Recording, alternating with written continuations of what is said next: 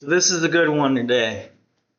I'm feeling it. Got that bitty juice, that Bitcoin orange juice from Kroger. Greatest stuff right here. It's like, I don't know, $4 or $5, but it's worth it. So let's see how good it is, man. And you gotta go to the corner of the store in the back where they have it on sale and it's like about to expire. They give you like 20, 30, 40, 50% off.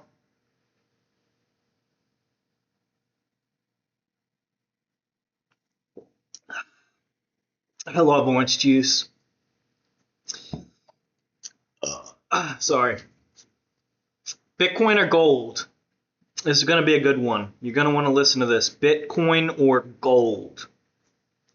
So gold has been surging lately. It's gone up. I don't know. I think physical gold costs more than paper gold because the demand is so high that the supply just isn't there. And the gold mines really are supply chains have been interrupted with everything going on with tariffs and this and that, and the gold mines haven't been able to keep up with demand. So Bitcoin or gold? Now I've been in Bitcoin for a few years now. They say you need minimum 1,000 hours to understand even what it is. It's just pixie dust to these people. Bitcoin's just pixie dust. It's imaginary money. It's nothing. Now I'm going to tell you, Bitcoin is based off of SHA-256, which from what I understand was designed by the National Security Administration. And it was designed for a world that we're currently in, which is a world of AI. Now, the problem with AI is when it's accessible to all of us and it's easy to get access to, there's criminals out there that take advantage of it and they use it for fraud. They can generate images of people's face off Facebook and stuff and use that to get access to people's bank account. They can use AI to hack passwords and encryption and get through into people's bank account for fraud. They can use AI for credit card fraud, stealing people's credit card and racking up the bill. And the banks have to pay for that because they got to refund the person that the fraud was for and this and that. So Bitcoin was designed for a world that we're currently in.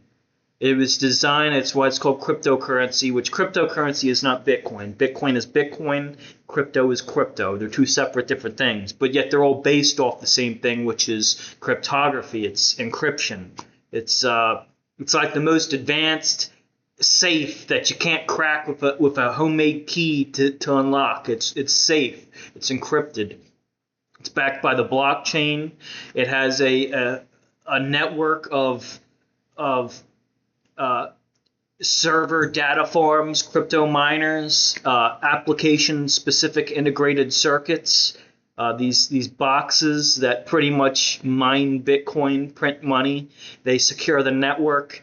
The hash rate, the amount of computing they do. They're like little bank tellers, little safes that protect the blockchain. They protect Bitcoin so it can't be easily hacked. Like you would have to have like even quantum computers can't crack Bitcoin because if you talk to the AI and learn a little bit, they said it takes like nuclear fusion, the advancement of nuclear fusion to have the energy to power enough quantum computing to crack Bitcoin's encryption. So Bitcoin is extremely valuable. We have L1s and L2s.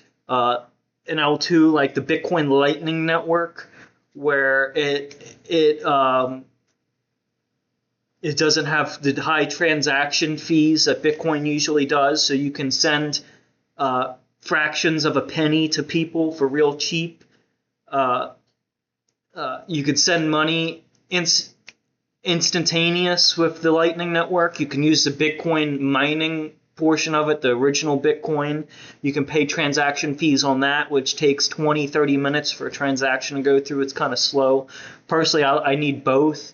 I see the standard Bitcoin network as like your gold in a safe. It's you hold on to it to preserve wealth, and then the Lightning Network is for like daily transactions, buying coffee, paying for gas, um, because there's no little to zero fees on it.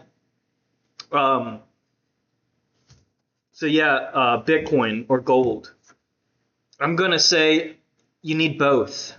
For anyone that's to be all in on gold or anyone to be all in on Bitcoin, I don't want to call you dumb, but you really haven't did your research, at least not to the extent that I'm aware of, because you need your gold for when there's a hurricane or a storm and the network's down. And you could still use Bitcoin when the power is out and the network's down. You can have a hardware wallet and do off-chain transactions.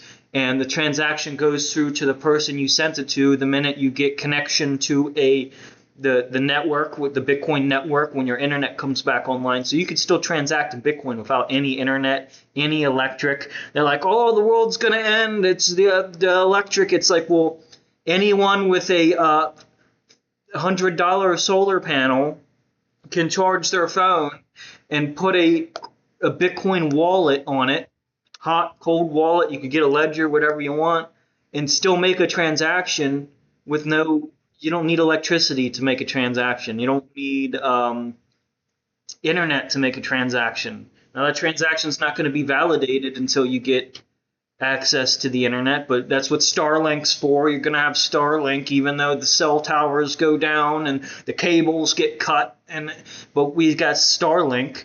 They got radio internet where they can send internet through glorified Wi-Fi routers across what's called line of sight. You can send internet that way, like a CB radio style internet. Like there's so many things are so advanced now. They're not educating themselves on how things really are. So you need both, and I'm going to tell you why you need both. Because you need some gold, physical gold, for if the new digital ID locks you out of the system where you don't have access to your Bitcoin, or you can't transact with your Bitcoin because the cell phone or the computer that you use now locks you out because it requires a digital ID that you can't get or you don't have. So you won't even be able to log onto a computer to access your Bitcoin with digital ID. And that's a whole nother story. The reason why we need digital ID, and I know everyone's going to get on me for this, but we need digital ID, whether it's a DID that's saved onto an NFT linked to a crypto address or whatever. We need digital ID because you don't want to get scammed. You want to know that the person you're making transactions with and doing business with is an actual human being, and that it's not an AI bot or an AI agent that's phishing or trying to scam you.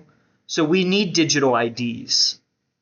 And I'm to tell you right now, everyone needs to have access to a digital ID. And digital IDs should be decentralized. They should not be tied to any government. They should not be tied to any organization. They should be decentralized where anyone can get access easily. Just like when you're born, you get a birth certificate. This needs to be easier than getting a birth certificate. This needs to be something that AI can't do, that we can prove you're a human being. So it needs to be something. I'm not saying fingerprints or retina scans or mark of the beast. I'm not saying any of that stuff. I'm saying we need to have, if you have a crypto account, you need to be able to prove that you're a human being using NFTs in some way. That's just personally what I think is going to happen and what needs to happen. And people that don't understand that, they're going to think all these crazy wacko things because they haven't studied or whatever. But I'm going to tell you right now, we need it for the same reason why we need cryptography and encryption. Because, like I said, with the fraud, the AI can now hack credit cards, banks will be hacked, quantum computing will hack any password, so your password's not safe. Even retina eye scans and fingerprints, I feel like computers will advance to where it can even overcome that. Everything will be digital and tokenized. Everything's going to be tokenized. Your house will be tokenized. Your driver's license will be tokenized. Your ID will be tokenized. Paying for gasoline in your car will be tokenized. Everything will be running off of encryption, and it will be backed by some form of identification. And it will be required, if not by law, it'll just be the norm for using blockchain or even CBDCs. And CBDCs are not blockchain. Those are a little bit separate things. But yeah, Bitcoin. You need Bitcoin and gold, because if you get locked out of this system, if you can't get onto the internet because you can't get access to a government-issued ID, or something happens to your government, like in Iran, imagine all the people in these countries that their government collapses, or the banks go down, or something happens to where you don't have, your ID isn't worth anything. You know, Americans probably don't care about Nazi Germany IDs. It's not worth anything. The government's gone. They can't verify who's who. There's no middleman there to verify anything. So anyone could just print fake papers, sign it, and there's no one to verify anything. And now we have computers, things can be verified, which is good and bad. It's good and bad. So Bitcoin, you need gold. You need gold as a backup for if you get locked out of this digital system that's here. You need some gold. You need it. It's a must-have. Now, the downfall to gold is if you tried to go somewhere, let's say your country's collapsing, your currency's collapsing, and you have to flee that country and you have to go to somewhere safe, you can't just take your gold with you.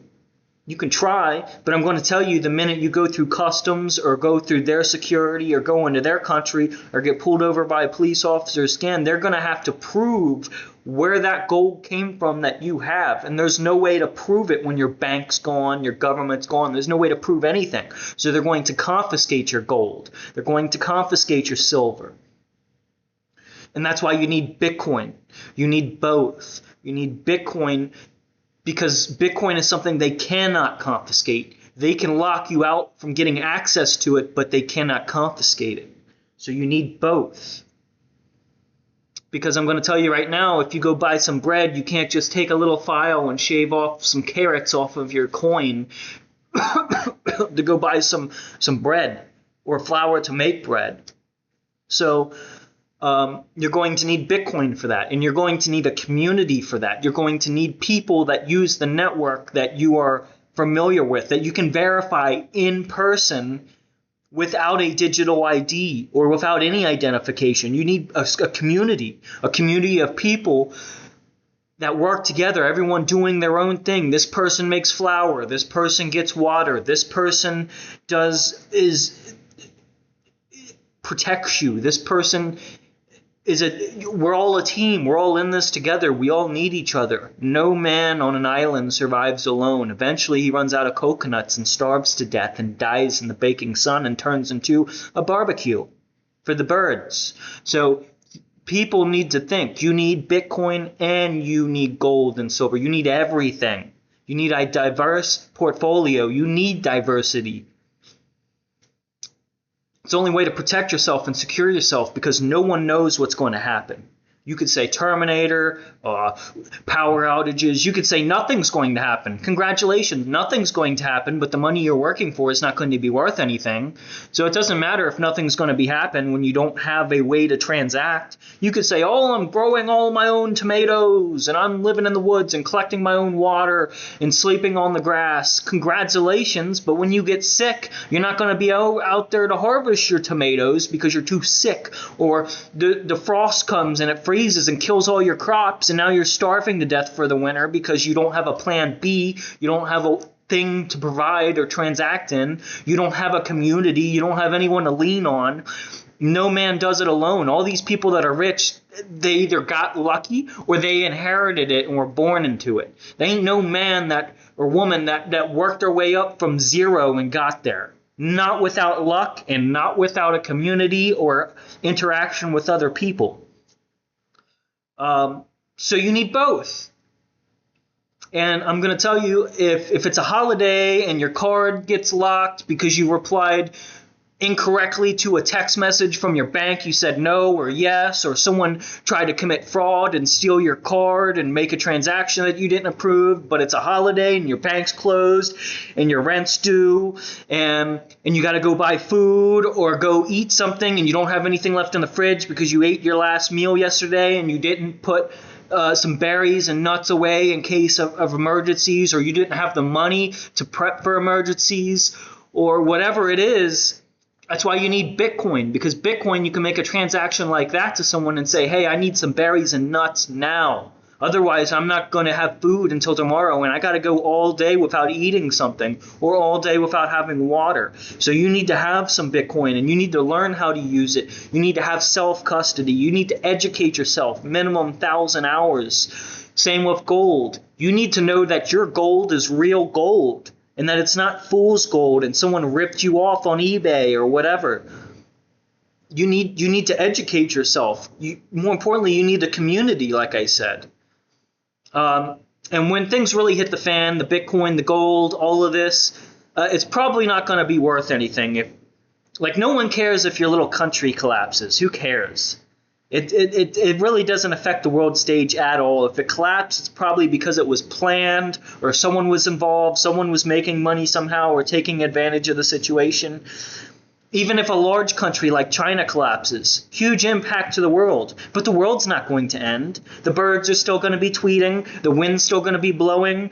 The waves are going to be coming up against the shore no matter what happens.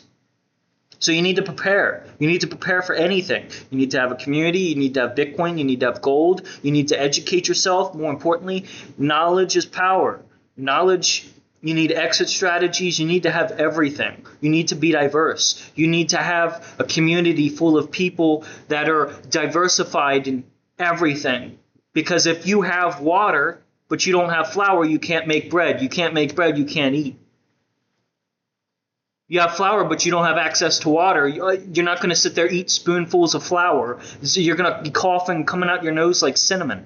So you people really need both, and you need to educate yourself. I'm telling you, it's a must.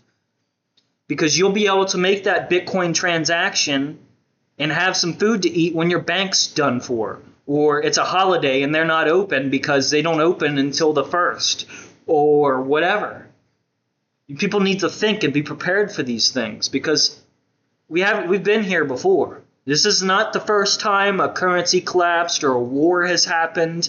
This isn't the first holiday we've been through. You're not the firstborn Adam and Eve. Even Adam and Eve had each other, Adam couldn't do it alone. Eve couldn't do it alone. They at least had each other, You people got to understand, you need both, gold and Bitcoin. There's no such thing as fake Bitcoin, because Bitcoin is validated by the miners, so you can't have fake Bitcoin. That's the great thing about Bitcoin, is it's secure, it's encrypted, you can transact with it instantly, especially with the Lightning Network. You can use it as a currency, you can use it as a store of wealth, you can also do the same thing with gold, silver, but like I said, these material things like your house, your car, your gold can all be confiscated at any time. Your Bitcoin can never be confiscated. Nobody has access to it, and there is no middleman. If you're using exchanges, you need to be aware of your laws. Oh man, I'm sorry, my leg's asleep. I hate that feeling.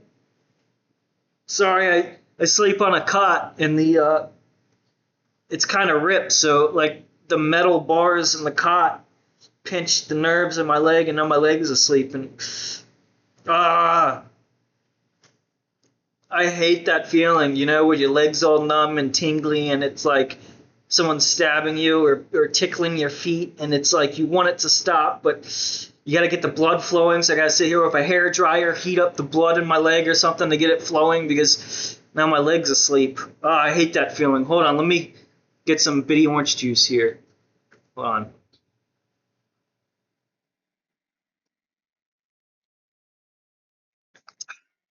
Sorry, I'm rambling too much. If you have any questions, ask me. If there's anything I missed or didn't cover in this conversation, ask me, remind me, because I forget things all the time. We're all human.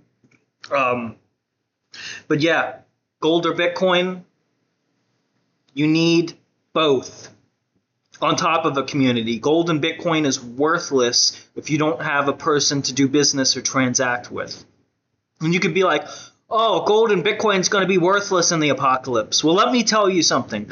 In the apocalypse, or whatever you want to say, where gold and Bitcoin's worthless and silver's worthless, your granular powder will be slung on the streets like powder. Granular. Your lead will be valuable, and your brass will be valuable. Your primers will be valuable. All that stuff will be valuable. But do you want to live in the apocalypse? Do you still want to be struggling, surviving in a world that's already gone down? Are you really going to want to be here for that? Now, you could say you need ammo and weapons and pew-pews and ammo, but I think we all knew what you need it for. You're not going to need it for what you think, because you're going to wish that you weren't even here. So none of it's going to matter. So, like I said, hope for the best, prepare for the worst. Hope that everything's going to be good. Get a community, get some gold, get you some Bitcoin, get you some silver. Educate yourself. Knowledge is power. Have a good day.